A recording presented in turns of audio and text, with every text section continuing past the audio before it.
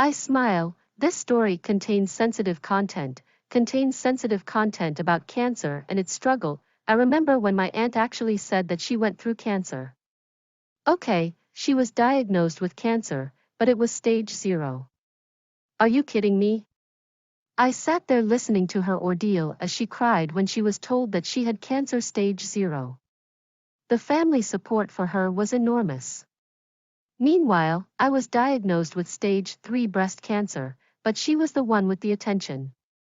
Fine. I really don't need attention.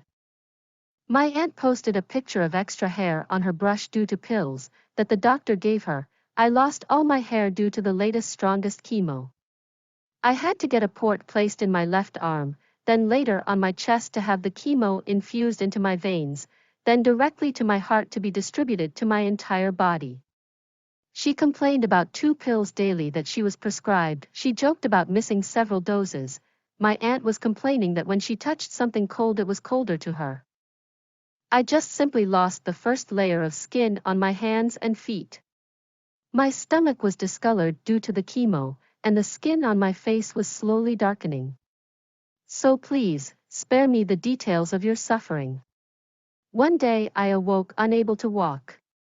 The chemo paralyzed me from the neck down.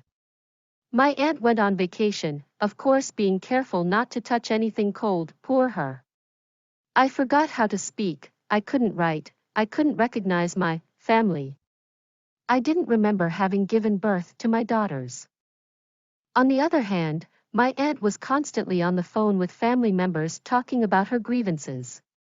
Am I wrong for being annoyed at stage 0 cancer? A family member stopped me at Target and asked, "Why is your father saying that you have stage 3 cancer and to support you? You look strong and healthy. He should stop lying because karma will get him." I couldn't remember her. I couldn't form a sentence to defend myself. My daughter later told me who the lady was. As my family member spoke, a little crowd formed around us. As she walked away angry, I pulled off my wig and scratched my bald head. Everyone around me gasped. Another family member confronted me at the funeral of an uncle who died of cancer. She said that I brought cancer into the family because I was first diagnosed before anyone else. I stood in shock as everyone's eyes were on me. I smiled and sat on one of the chairs closest to the door. I vowed never to attend a funeral again. My aunt lived her life.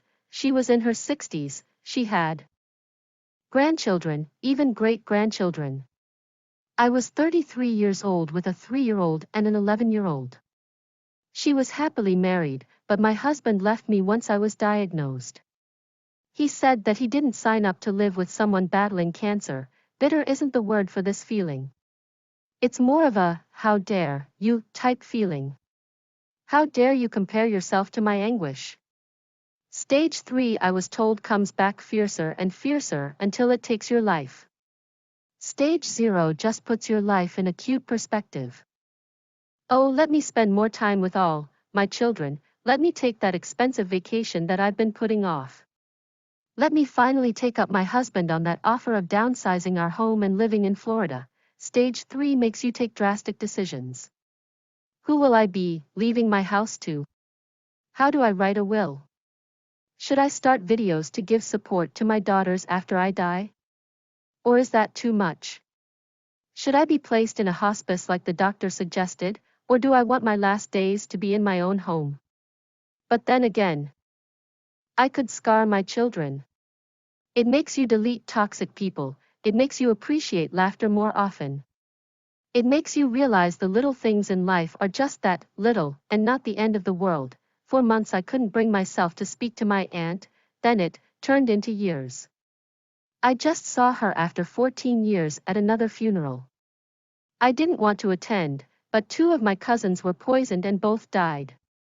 My aunt's cancer, gone and forgotten. My cancer, active and attacking. During the funeral she retold her experience with stage 0 cancer, while I sat there with swollen hands due to chemo.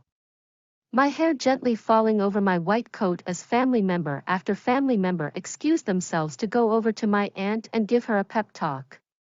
Everyone pitied her, hugs were exchanged and tears shed as she recounted in detail the day her doctor said cancer. I exhaled and said, "Stage 0? She looked at me and said, "Every stage is scary." No, actually it's not. But then again at my stage I don't look for pity, I look for God. Throughout my journey I realized that God doesn't give his worst battles to his strongest warriors. He actually creates strong warriors through the toughest battles. I am tough, now battling stage 4 terminal cancer while raising my daughters. The cancer now spread to my left lung. I attended college and received a degree in creative writing. I've written several books. Tôi cười chuyện này có nội dung nhạy cảm chứa nội dung nhạy cảm về bệnh ung thư và cuộc đấu tranh của nó. Tôi nhớ khi gì tôi thực sự nói rằng bà đã trải qua bệnh ung thư. Được rồi, cô ấy được chẩn đoán mắc bệnh ung thư, nhưng đó là giai đoạn không? Bạn đang đùa tôi đấy à? Tôi ngồi đó nghe thử thách của cô ấy khi cô ấy khóc khi được thông báo rằng cô ấy bị ung thư giai đoạn không? Sự ủng hộ của gia đình dành cho cô ấy là rất lớn. Trong khi đó, tôi được chẩn đoán mắc bệnh ung thư vú giai đoạn 3, nhưng cô ấy mới là người được chú ý, khỏe. Tôi thực sự không cần chú ý, dì của tôi đã đăng một bức ảnh của tóc mọc thêm trên bàn chải của cô ấy do thuốc của cô ấy mà bác sĩ đã cho cô ấy. Tôi bị rụng hết tóc do hóa trị liệu mới nhất và mạnh nhất. Tôi phải lấy một chiếc cổng đặt ở cánh tay trái, sau đó đặt trên ngực để hóa trị được truyền vào tĩnh mạch, sau đó trực tiếp đến tim để phân phối đến toàn bộ cơ thể. Cô ấy phàn nàn về 2 viên thuốc mỗi ngày mà cô ấy được kê đơn. Cô ấy nói đùa về việc bỏ lỡ vài liều. Dì tôi phàn nàn rằng khi bà chạm vào thứ gì đó lạnh thì bà sẽ lạnh hơn. Tôi chỉ đơn giản là mất lớp da đầu tiên trên bàn tay và bàn chân. Bụng của tôi bị sạm màu do hóa trị, và da trên mặt tôi đang dần sạm đi. Vì vậy, xin vui lòng tha cho tôi chi tiết về đau khổ của bạn. Một ngày nọ tôi thức dậy không thể đi lại được. Hóa trị làm tôi tê liệt từ cổ trở xuống. Dì tôi đã đi nghỉ mát, tất nhiên là phải cẩn thận để không chạm vào bất cứ thứ gì lạnh, tội nghiệp cho bà ấy. Tôi quên cách nói, tôi không thể viết. Tôi không thể nhận ra gia đình. Tôi không nhớ mình đã sinh ra những đứa con gái của mình. Mặt khác, dì tôi thường xuyên điện thoại với các thành viên trong gia đình để nói về những bất bình của bà. Tôi có sai khi khó chịu với giai đoạn ung thư không? Một thành viên trong gia đình đã ngăn tôi lại target và hỏi tại sao bố bạn lại nói rằng bạn bị ung thư giai đoạn 3 và để hỗ trợ bạn.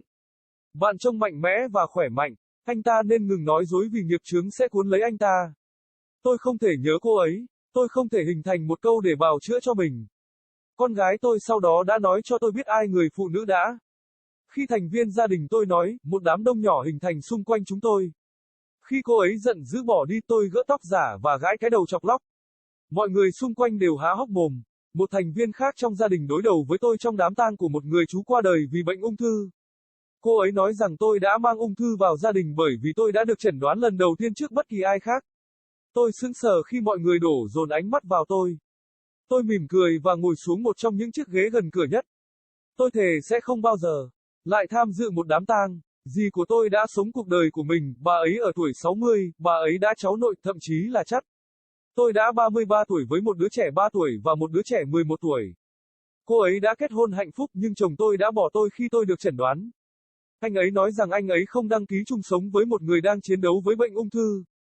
Đắng không phải là từ để chỉ cảm giác này, nó giống như một làm sao dám bạn gõ cảm giác. Sao bạn dám so sánh mình với nỗi thống khổ của tôi?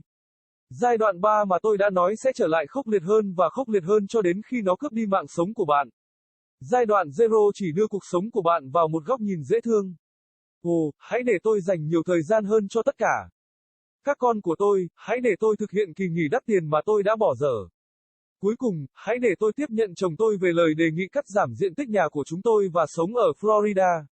Giai đoạn 3 khiến bạn đưa ra những quyết định quyết liệt. Tôi sẽ trở thành ai rời khỏi nhà của tôi để làm thế nào để tôi viết một di chúc? Tôi có nên bắt đầu quay video để ủng hộ các con gái của mình sau khi tôi qua đời không? Hay là quá nhiều, tôi có nên được đưa vào nhà tế bần như bác sĩ đề nghị hay tôi muốn những ngày cuối cùng của mình ở nhà riêng? Nhưng rồi một lần nữa, tôi có thể gây sẹo cho các con của mình. Nó làm cho bạn xóa những người độc hại, nó khiến bạn đánh giá cao tiếng cười thường xuyên hơn. Nó làm cho bạn nhận ra những điều nhỏ nhặt trong cuộc sống chỉ là nhỏ và không phải là tận thế. Trong nhiều tháng tôi không thể nói chuyện với dì của mình, sau đó nó biến thành nhiều năm. Tôi vừa gặp lại cô ấy sau 14 năm tại một đám tang khác. Tôi không muốn tham dự nhưng 2 anh em họ của tôi đã bị ngộ độc và cả hai đều chết. Căn bệnh ung thư của dì tôi đã biến mất và bị lãng quên. Căn bệnh ung thư của tôi đang hoạt động và đang tấn công. Trong tang lễ, cô ấy đã kể lại trải nghiệm của mình với căn bệnh ung thư không giai đoạn cuối, trong khi tôi ngồi đó với xương tay do hóa trị. Tóc tôi nhẹ nhàng xõa trên chiếc áo khoác trắng của tôi như một thành viên trong gia đình sau khi người nhà lấy cớ đi đến chỗ dì tôi và nói chuyện với dì. Mọi người đều thương hại cô ấy, những cái ôm đã được trao nhau và những giọt nước mắt rơi khi cô ấy kể lại chi tiết cái ngày bác sĩ cho biết cô bị ung thư. Tôi thở ra và nói, sân khấu zero. Cô ấy nhìn tôi và nói, mỗi giai đoạn đều đáng sợ. Không, thực ra không phải vậy. Nhưng rồi một lần nữa ở giai đoạn của mình, tôi không tìm kiếm sự thương hại, tôi tìm kiếm Chúa. Trong suốt cuộc hành trình của mình, tôi nhận ra rằng Chúa không giao những trận chiến tồi tệ nhất của Ngài cho những chiến binh mạnh nhất của Ngài. Anh ấy thực sự tạo ra những chiến binh mạnh mẽ qua những trận chiến cam go nhất. Tôi đang rất khó khăn, hiện đang chiến đấu với căn bệnh ung thư giai đoạn cuối khi đang nuôi dạy các con gái của mình. Căn bệnh ung thư bây giờ đã di căn sang phổi trái của tôi. Tôi đã học đại học và nhận được bằng viết sáng tạo. Tôi đã viết một số